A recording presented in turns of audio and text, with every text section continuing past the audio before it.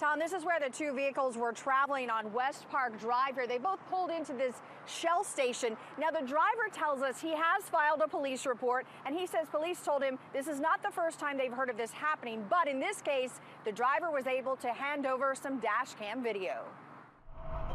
A Sunday afternoon drive on the Southwest Freeway, and Trungvo says a man pulled around him and started yelling to get his attention, telling him there was something wrong with his tire. He was just like, your wheel's shaking, your wheel's shaking. He pulled over and the man followed, with the woman and children in a truck. Don't let off that brake, whatever you do. The man told him there was something wrong with his tire, but he's a mechanic named Angel and could help. He told me to go back to the car, step on the brake a few times, and then he was just being all dramatic, like, oh, something wrong. Trung says Angel pulled out a part and said he had the part needed that fell out of his tire. I believe him because he got his kids right there.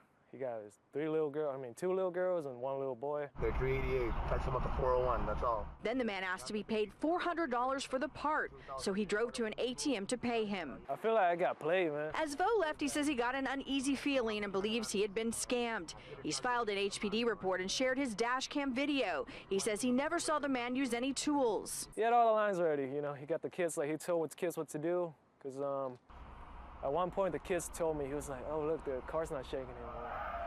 He was like, what, 4-year-old? Yeah, he's just teaching this little kid, like, doing all the bad stuff already. On the Southwest side, Christine Dobbin, 13 Eyewitness News.